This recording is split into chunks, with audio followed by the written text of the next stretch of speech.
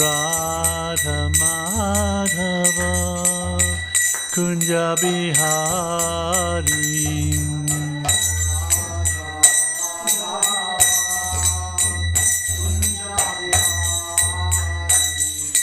Gopi Jana Vallabha Girivaradhari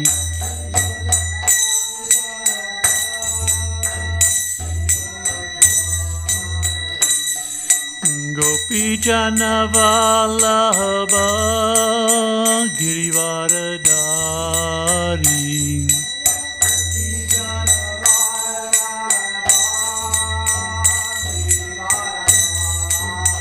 Yashoda Nandana Braja Jana Ranjana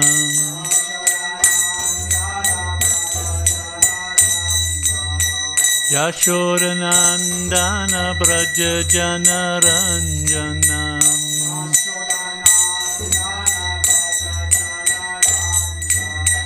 Yamuna Tira Vanachari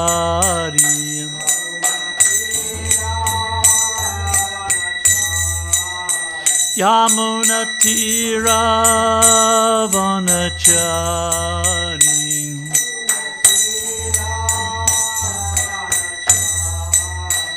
Jaya Radha Madhava Kunja Bihari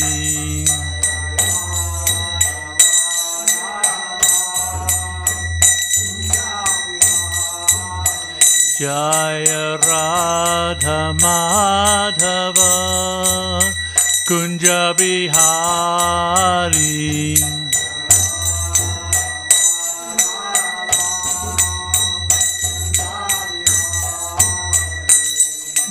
Gopi Jana Vallabha Girivaradhari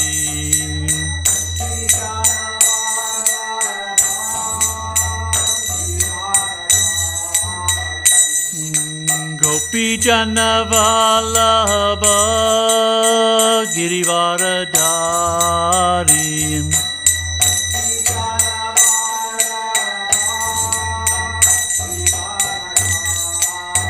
Yashoda Nandana Braja Jana Ranjana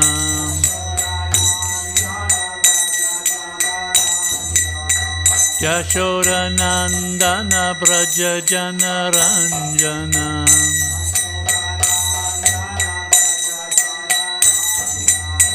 Yamuna Tira Vanachari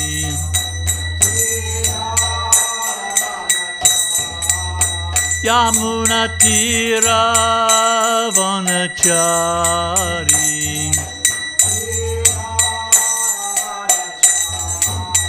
Jaya Radha Madhava Kunja Bihari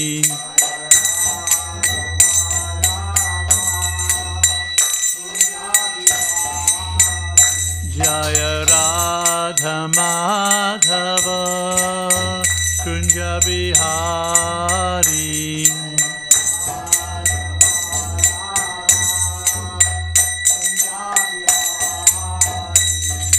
Gopi Jana Vallabha Girivaradhari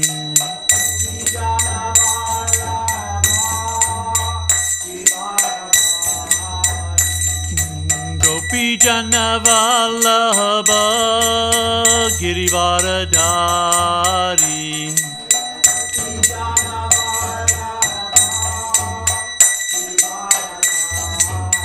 Yashoda Nandana Braja Jana Ranjana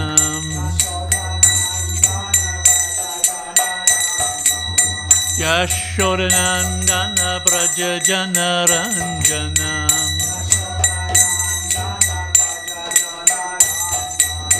Yamuna Tira Vanachari Yamuna Tira Vanachari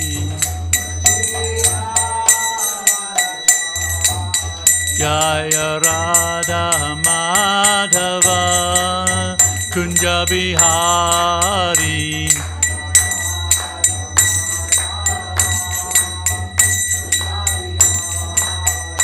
Jaya Radha Madhava Kunja Bihari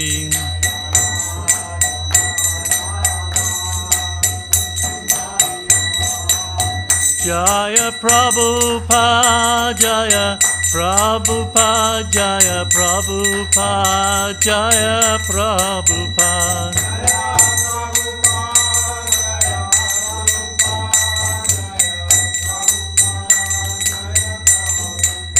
Jaya Prabhupada Jaya Prabhupada Jaya Prabhupada Jaya Prabhupada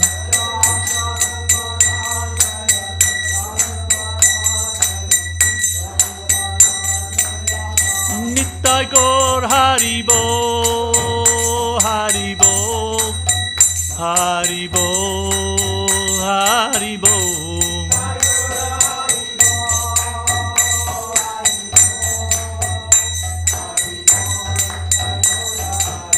Nitai Gaur Haribo Haribo Haribo Haribo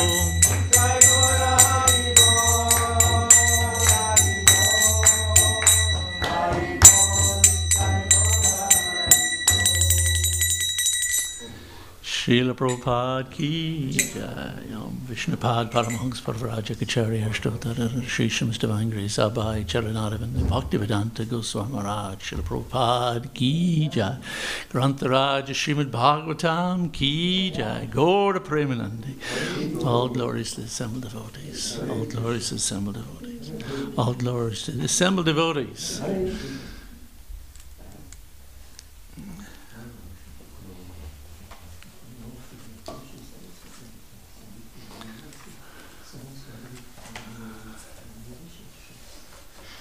Great, thank you.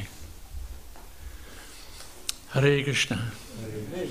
First of all, my apologies for being so inconsistent with the Scientific Saturdays in recent weeks. Following a visit to India earlier in November, I brought back a companion who is now residing inside this body and dictating its its every activities in my waking life. So if at any time I ask you to take a short break to chant amongst yourselves, then don't be too surprised. But let's see how we get on here. Anyway, my apologies to Damodar Prasad Prabhu and the other devotees who've had to stand in at short notice to help me. But today we're going to continue with Scientific Saturdays, and we're following on our discussion on consciousness and the mind. And we're going to just look a little bit at this three-function model of consciousness, mind, and the brain, and try and understand the usefulness of that, both for our own understanding, but particularly when it comes to explaining the model of consciousness and awareness that is provided in the Vedic literatures, which actually is revolutionary for Western thinking particularly. And even those who think they have understood Eastern philosophies still do not understand this very simple three-function model. So today we're just going to start with a reading from the Srimad Bhagavatam. It's Canto 11, Chapter 13, Text 25. Om Namo Bhagavate Vasudevaya. Om Namo Bhagavate Vasudevaya. Om Namo Bhagavate Vasudevaya. Om Namo Bhagavate Vasudevaya. Om Namo Bhagavate Vasudevaya. Om Namo Bhagavate Vasudevaya. Guneshvavistate cheto.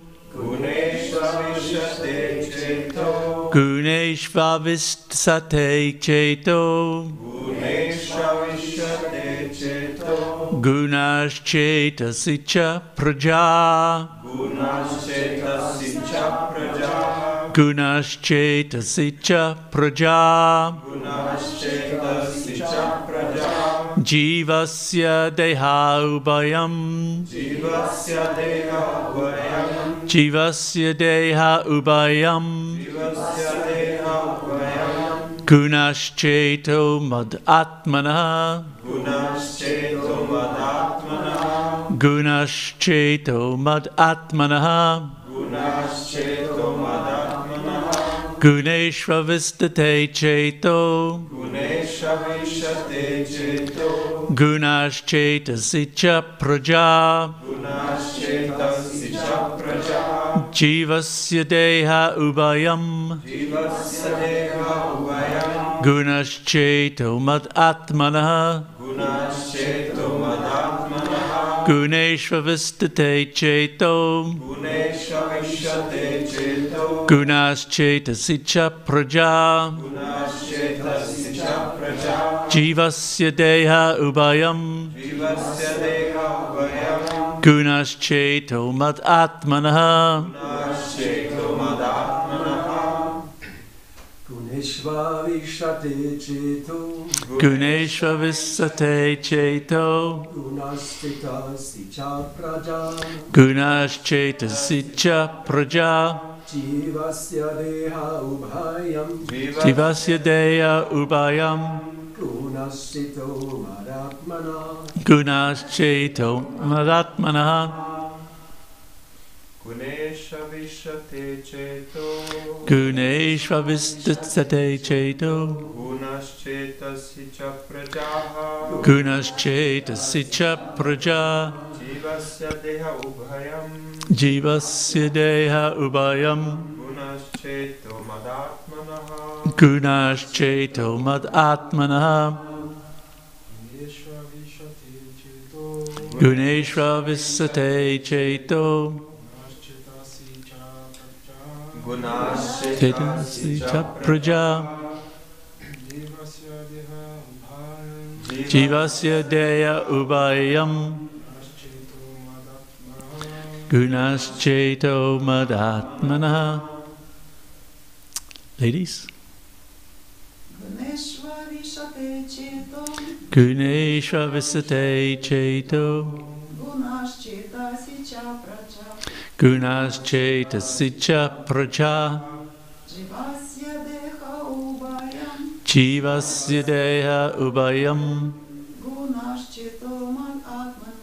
Gunashcheto mad atmana. Guneshvavistate cheto. Gunashchetasicha praja. Jivasya deha ubayam. Gunashcheto madatmana. Guneshu. In the sense objects. Avishate. Enters. Chetaha. The mind. Guna. The sense objects. Chetasi. In the mind. Cha. Also enter. Prajaha.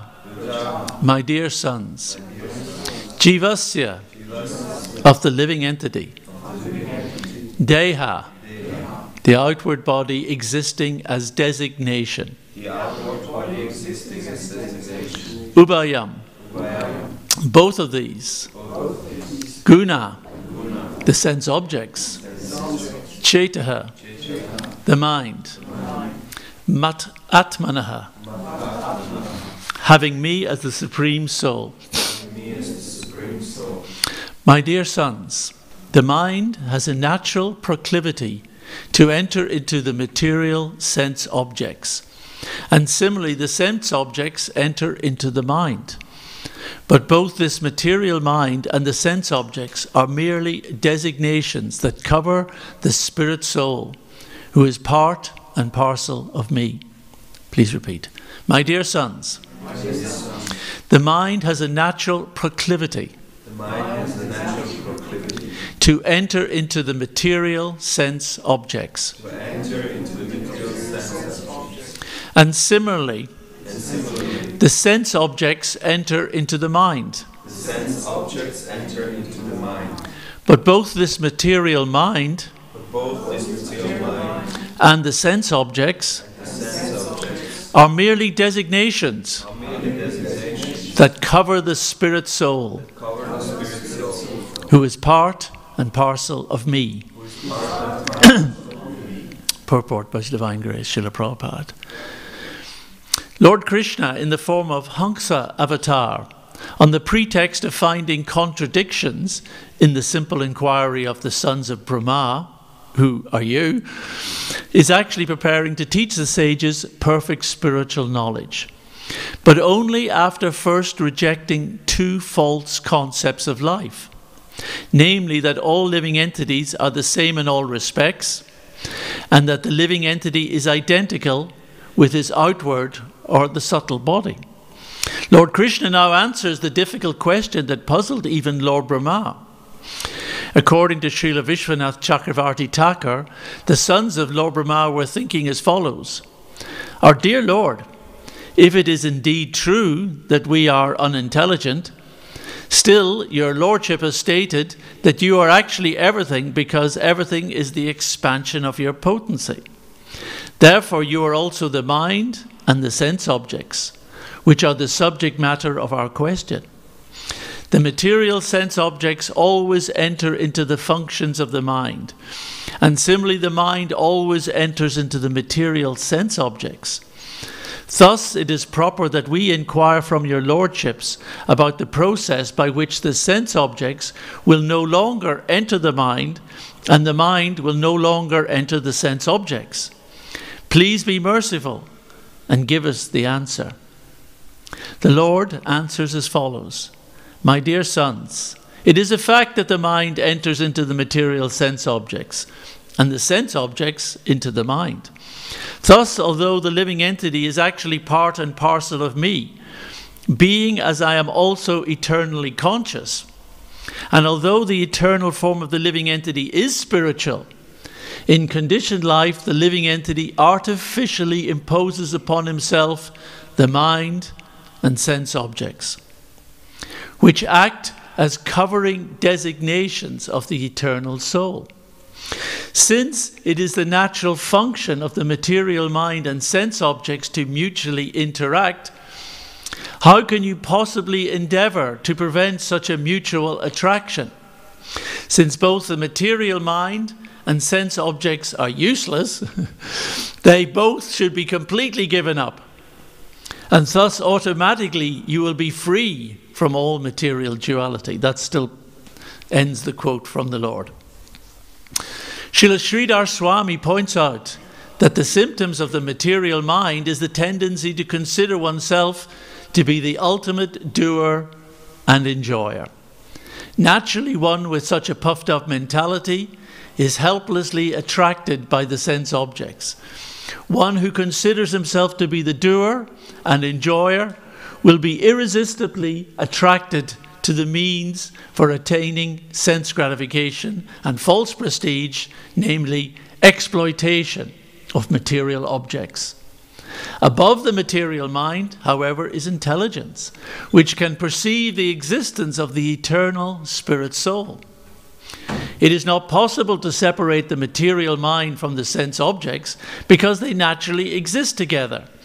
Therefore, by intelligence, one must realize one's eternal form as spirit soul, part and parcel of the Lord, and completely reject the bogus material mentality. One who revives his original spiritual mentality becomes automatically detached from material attraction. Therefore, one should cultivate knowledge of the falsity of sense gratification. When the mind or senses are attracted to material enjoyment, the superior intelligence must immediately detect such illusion. In this way, one should purify one's mentality. By devotional service to the Lord, such detachment and intelligence automatically awaken. And by full understanding of one's original spiritual form, one is properly situated in eternal consciousness. Guneshva visate cheto gunas chetasi cha praja. Jivasya deha ubayam gunas cheto mad atmanaha. My dear sons, the mind has a natural proclivity to enter into the material sense objects. And similarly, the sense objects enter into the mind. But both this material mind and the sense objects are merely designations that cover the spirit soul, who is part and parcel of me.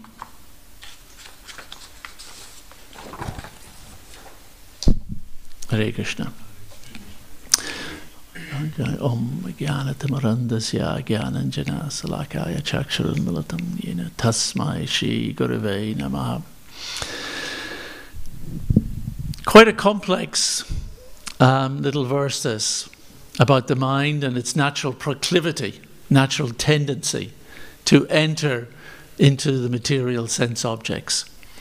I'm going to explain a little bit about the nature of how the mind connects with the world around us, and how the mind actually acts as the interface between us as spirit souls, the Atma, consciousness, and the functioning and the designations that we accept, as is said in this verse, of the mind and the sense objects. Because it's a fascinating kind of process. But what I'd like to do is to just remind us of what we were discussing in a couple of the earlier sessions of our Scientific Saturdays, in terms of clarifying that there are three very clear, distinct functions with their own properties when we look at the different aspects of what it takes for our everyday experience. In our everyday experience, we are using the physical body and its sense organs in order to gather data and information about the world around us that is processed within the brain. Now, we had a very interesting lecture as part of our Consciousness and Reality series the other day, organised by one of our devotees in Caltech. The speaker was Sean Carroll. I would say one of the most prominent physicists on the planet today, and one of the most eloquent advocates of physicalism. The idea that physics can explain everything. So he gave a very good lecture about quantum field theory, and how quantum field theory explains everything about who you are. Because nothing can happen in the world of atoms, molecules, and beyond, quarks and gluons and all the other bosons, all the other features and elements of the standard model of physics. Nothing can happen in the world of physics that isn't determined, he says, by quantum field theory. And quantum field theory is known. Therefore, we know everything about what makes up your everyday experience. Now, he was very clever in order to say, well, of course, you know, there may be things we don't know about reality and existence and the universe, but we know everything about our everyday existence because we know how your biology works, thanks to the activities of quantum field theory. But my everyday experience includes my perceptions of the world, which we talked about previously as mental states which have a special property called qualia, yes.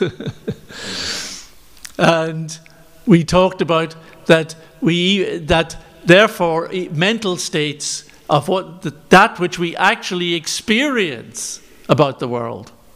Do we experience the world directly? No, we experience it as presented to us by the mind. It is our interface. And as it says here, the mind goes out, it gathers the subtle sense objects from the world around. This is, it's a different way of understanding how the mind works than thinking about how the brains and the sense organs works.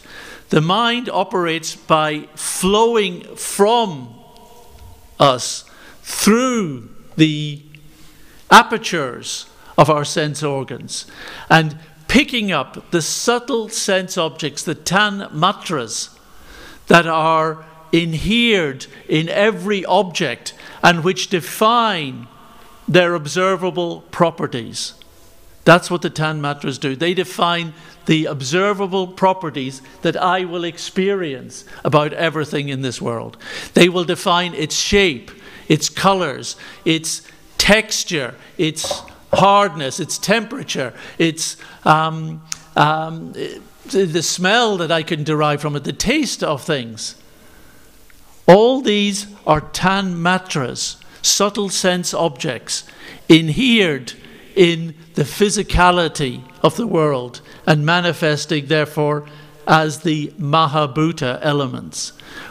We'll probably spend a whole session exploring the nature of the tan matras and the Mahabhutas, because it is the most brilliant analysis, a qualitative analysis of the external world, which relates directly to how we experience it. And that is the everyday experience, that I experience the world qualitatively. And I experience it as the experiencer. That thing which is doing the experience, which says, I am here, this is what I am undergoing. It's got all these pictures and all these feelings, you know. That's what I'm experiencing. So we recognize, okay, there's the world of physics. That defines, that's a way of analyzing externality in a certain quantitative analysis. But besides that, there are the functions of the mind, the mental states. And I'm using mind in a very broad sense, not just as manas, but as this kind of complex of internal cognitive functions. So we call the antakarana. And I'll explain the antakarana. It's this group of 4 different cognitive functions that make up what in Western terms we call mind. But Western philosophy cannot separate mind and consciousness, because they think that consciousness is simply experience, and therefore if you know what the experience is, you know consciousness. But no, consciousness is that which experiences experience. It's the thing that does the experiencing. It is a completely different character of functions and properties. Therefore, we say you cannot put mind in the same bucket as physics. It doesn't fit. You've got no way of explaining it. You cannot put consciousness in the same bucket as mind. They're 2 different things. I recognize that these are discrete, individual properties and functions. And therefore they need to be categorized differently. And you cannot make the assumption that one belongs in the other bucket, that mind just simply fits into physics, consciousness fits into physics. So our point to Sean Carroll is, wait a minute, this is circular. You're saying that you've got that QFT, quantum field theory, explains everything about my everyday experience, that's only true if it explains qualia, the mind, and if it explains my ability as in subjective consciousness. And if you haven't got a theory, and he admitted, no, we do not have a theory of how it generates. We just believe it must do. And I'm going to talk about what he comes up with on that one in a minute. But this is the point, that when we are able to help scientists and philosophers distinguish between these three key functions, we can actually start to make progress in dialogue with them. Now, so what we're suggesting, and there's going to be a little sheet for you afterwards, which is some of the highlights that I'd like you to try and remember. So, consciousness. What do we mean by consciousness? That which enables my sense of existence. The reason I feel I exist is because of my consciousness. So, being a conscious thing means I sense my existence.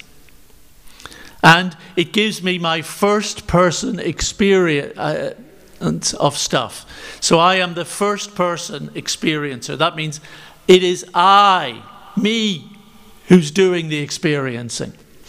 I had a podcast on Tuesday with another philosopher, a British philosopher called David Pearce. And nice guy, actually. We had a really good conversation. So when that one comes up, that might be actually worth listening to. But he was saying, look, and he also was a proponent of quantum field theory because it's the best thing they've got. And it's great stuff when you want to make electronics. You know, quantum field theory really works, you know, in the world of electronics. But so he was saying, if we made an exact copy of you, you know, down to every last molecule, every last atom, every last quark, you know, all connected right up, that would be you. And of course, no, it wouldn't. Because I'm the one here. I'm the consciousness in this body. I wouldn't be the consciousness in that body. Or are you saying I would be aware of both situations at once? No, obviously that is not what's generating my consciousness. And it doesn't make me me.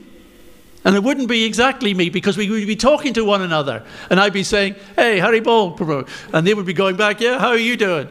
So we're obviously behaving differently and experiencing different.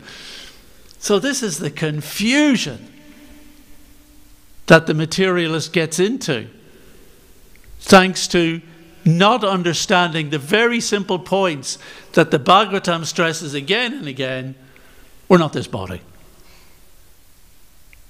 It's very simplistic. We're not this body. But it is the most profound realization. And it helps everything. So consciousness, that which enables my sense of existence as the first person experiencer of sentient awareness. Mind, okay. This is the processor and the content of everything we're aware of. So mind generates the content of what I experience, what I'm aware of.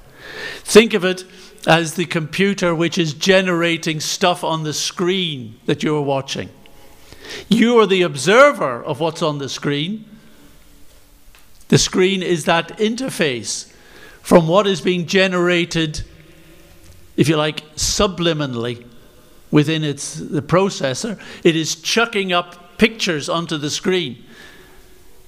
So, again, this is a very important aspect of the consciousness. We are only aware of a fraction of what the mind is processing. The mind is picking up stuff all over the time. It's going out. It's completely entangled with the tanmatras around us. It's wanting to go and explore them all. And it's bringing it back. And it's churning it all together. And it's not just got tan matters that it is gathering fresh, it's got tan matters which is stored as sanskars. These are memory traces, impressions which are deep in the pool of the mind.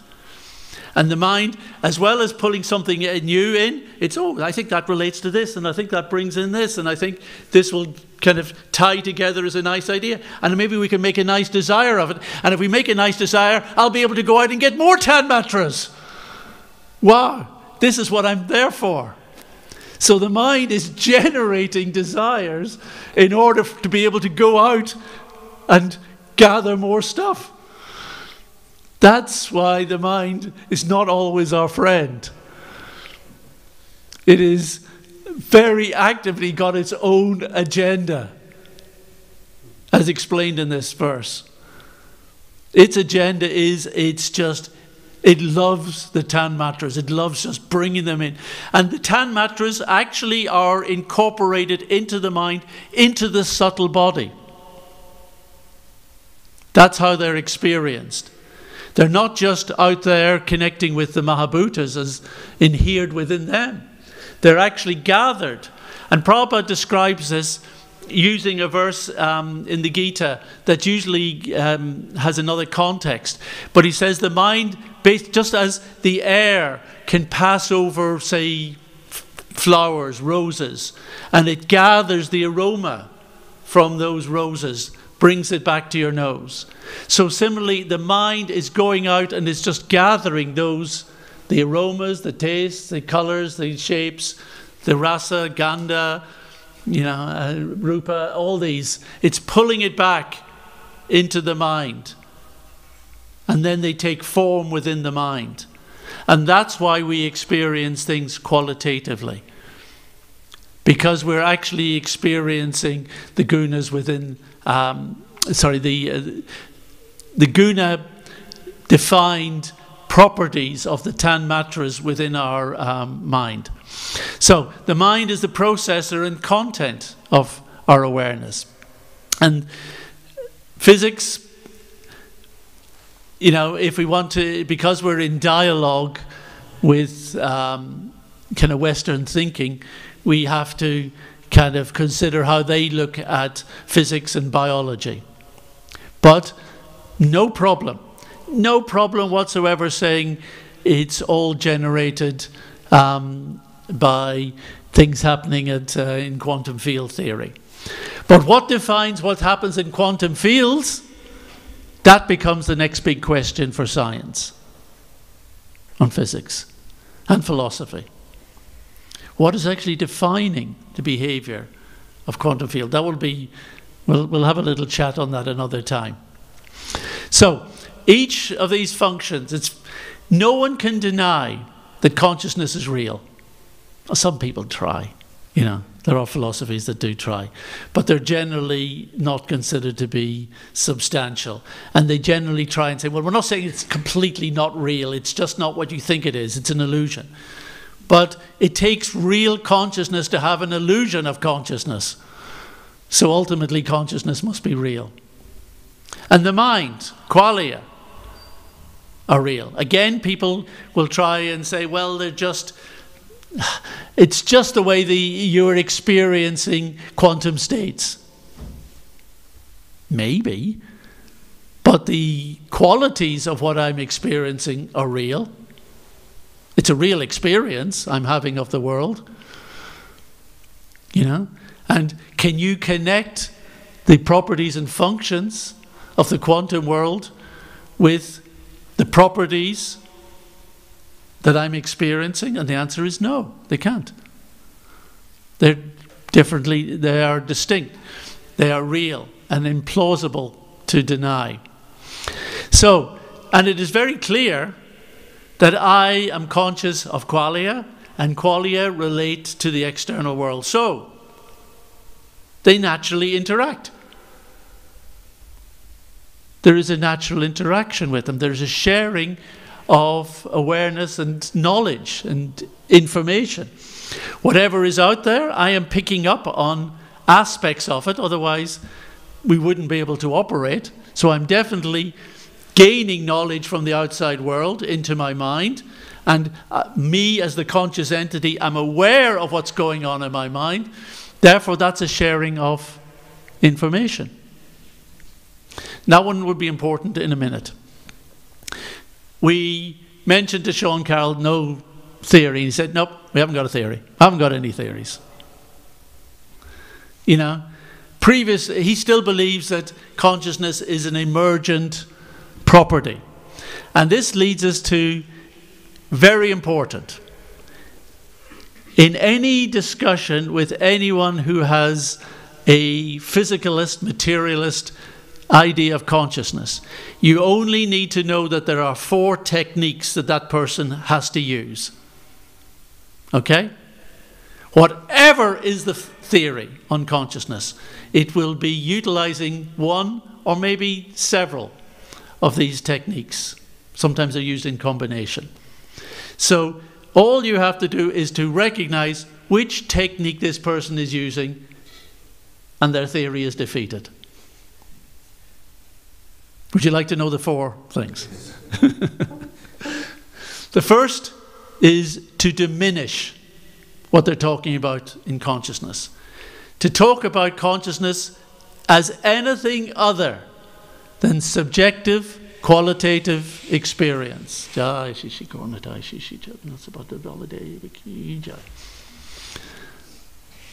So they can talk about mental functions, they can talk about mental states, they can talk about psychology, they can talk about neural activities. Now, what's your theory on consciousness? Me experiencing the world as the first person experiencer. What's giving rise to that? So that's the first technique, not to talk about consciousness directly. And the public kind of press and media fall prey to this all the time. You know, because here's how these articles about we've discovered a new way of explaining consciousness. The story will be about something psychological, something maybe neuroscience has seen that this brain activity correlates to people feeling happy or feeling this or that, whatever. It's a correlation. And the people who wrote the original scientific review will say, this is helping to give us insights into consciousness. So the newspaper will then say, consciousness explained. No, that's not what it says. That's not what they said. But there's a cheat going on, because they hope that any little thing they explain about the mind and about what's happening in the brain will explain consciousness, because that's where they think they'll get to.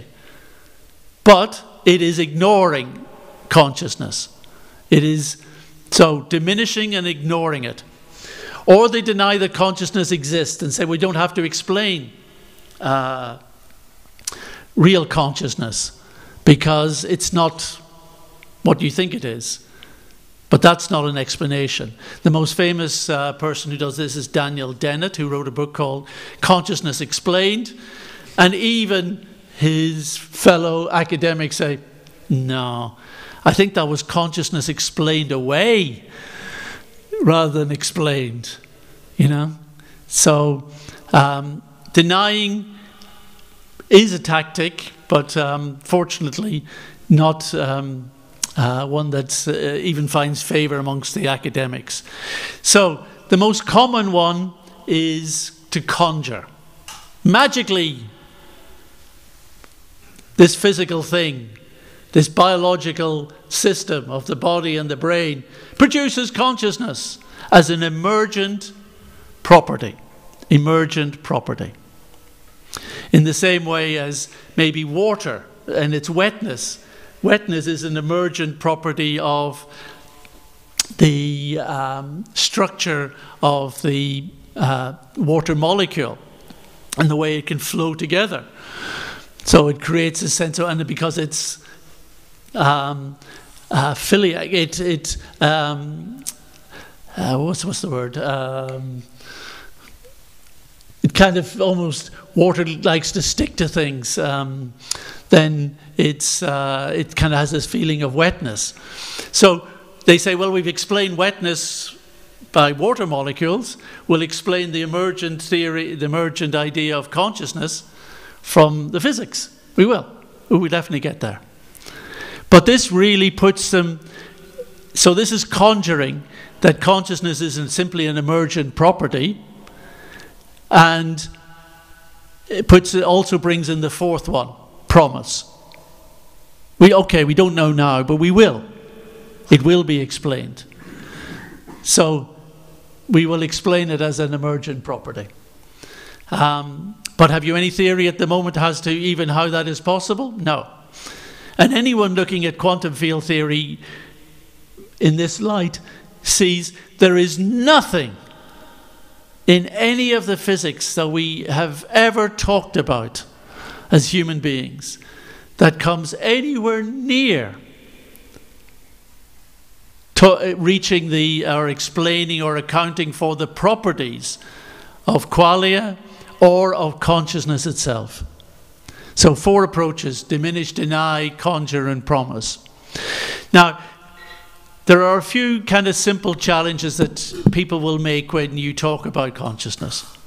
First is, okay, what's it made of? What are you talking about? What is this consciousness stuff? What's it made of? Do you have to answer that? Yes. But what is matter made of? We don't know. Quantum field theory. What does quantum field theory say matter is made of? Energy and information, manifesting as properties and functions. Okay, consciousness. It's energy and information manifesting as functions and properties. But those functions and properties are of sentience, whereas the functions and properties of the energy and information of physics just produce physical objects. Different functions and properties, but all energy and information. And you should gauge and explain and deal with consciousness and mind also as in the same way as you deal with matter. You don't know what the substance of reality is. Therefore, don't ask for an explanation about the substance of consciousness.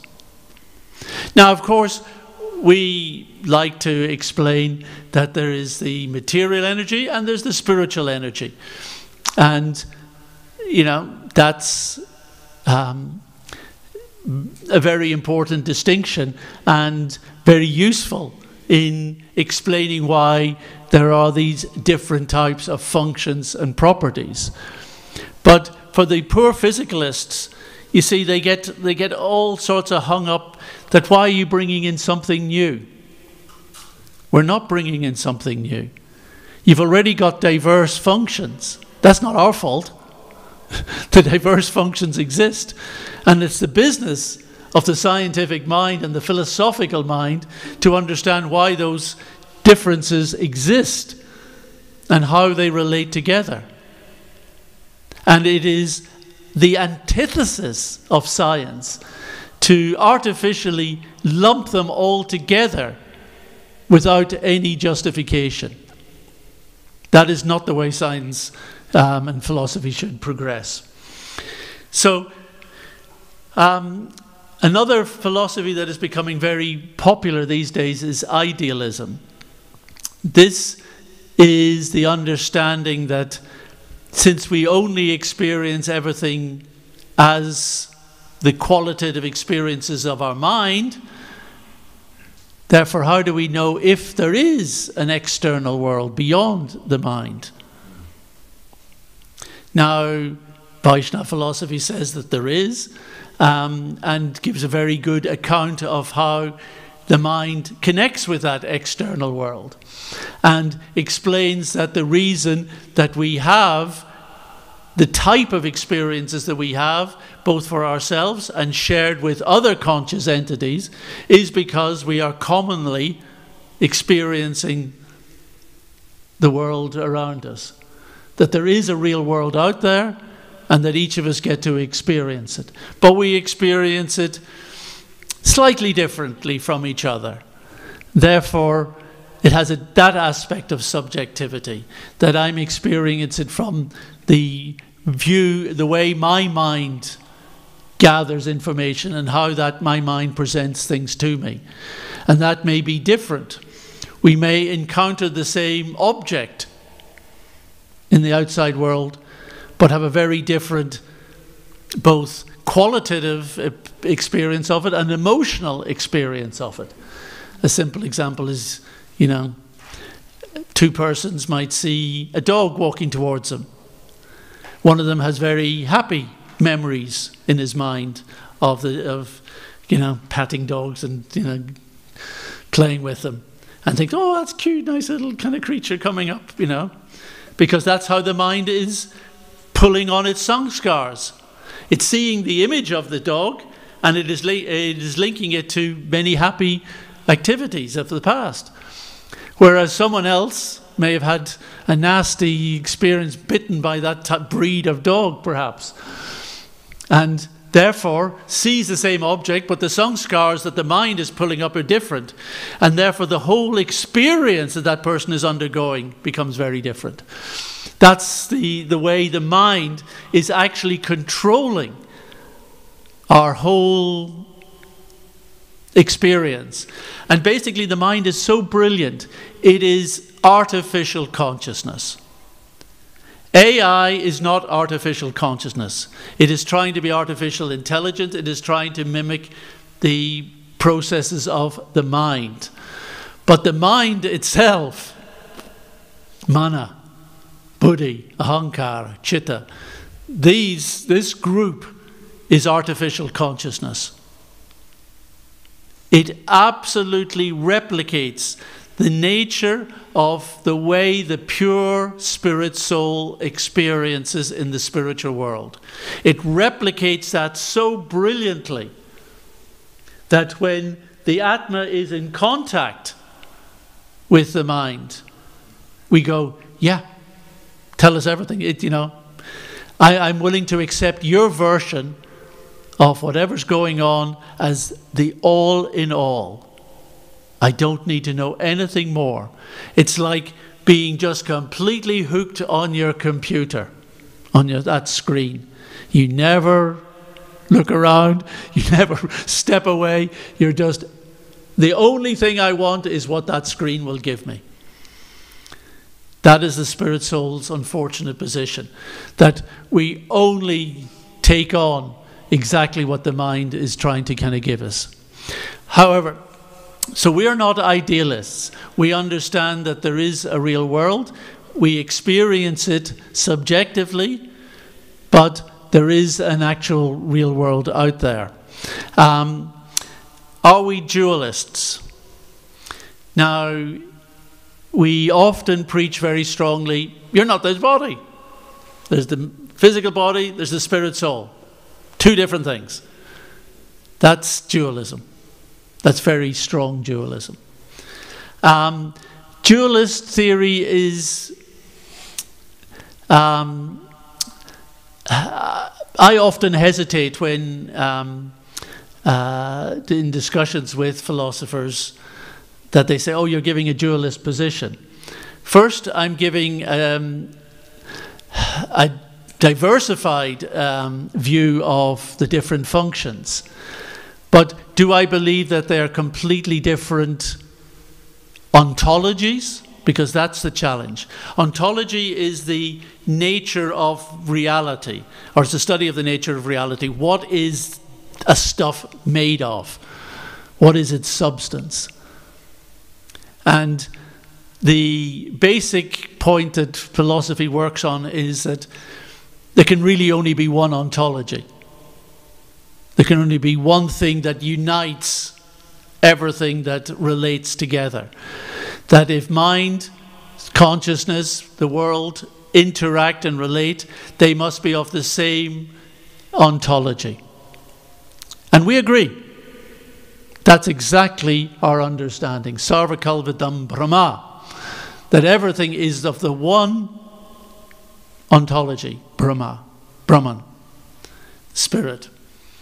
But it manifests because of Krishna's Shaktis, and Krishna being the Para-Brahman.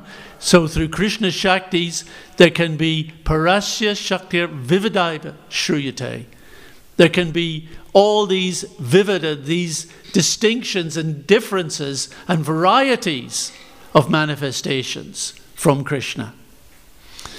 So we're Parasya Shaktir Vividaivas.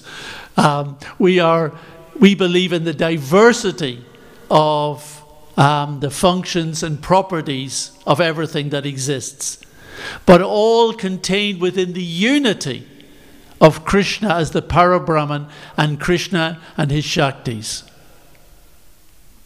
So Vedanta just summarizing that as Brahman. So in one sense we're not dualists. But we're not monists because we don't say everything is just uniformly one. No, it is one in that it is all related to Krishna. And Krishna is the unifying principle of everything. Again, that verse of the Ishopanishad, Om Purnamadak Purnamidam, that is explaining there is one ontology which is the totality of existence. It is also the source of existence, and it is also the aggregate of all the parts of existence. That's the ultimate picture we have of Krishna. So it is not oneness and not difference. We say achintya beda beda tattva. It is this difference and oneness simultaneously. It is actually everything in between oneness, ultimate oneness, and everything in ultimate dualism. It is neither the extremes. It is just everything in between. That's achintya beda beda tattva. So we often have to clarify exactly what we mean by dualist ideas. And just and the last point I'm going to cover today, I think, this main point about interactionism. This is what the physicalists believe is their killer point. And this is what Sean Carroll was trying to present to us the other day. That quantum physics explains everything in the everyday world, therefore you can't have anything else that is non-physical involved, because that would disrupt the perfection of the quantum field theory activities. Now that's a circular argument which we put to him, that this idea that everything is physical and therefore and the only things, therefore, that can interact with physical stuff are physics, and therefore everything must be physical, because nothing can exist that couldn't interact with it. Therefore, if mind and consciousness interact with the physical world, they must be physical. But wait a minute. Who made this rule? Who made this rule? First of all, how do you know that everything is just physical? And where is the limit of what physical is? And again, we put this to Sean Carroll, and his point is, well, we don't know what's beyond quantum field theory.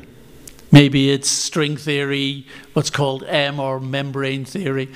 Maybe there is something else. We don't know what's beyond. But we know that we can explain things from quantum field theory. But that's not good enough, because if for instance, like these sheets that I was printing, once I can explain how everything on that page has come about by the information that was fed into the computer and sent to the printer, and then the little inkjet thing goes. Now, I changed this a number of times. If I wanted to change this piece of paper, how would I do it? Would I try to scratch these out right over the top? No. Actually, the way the material world functions, and we'll go into this in more detail because this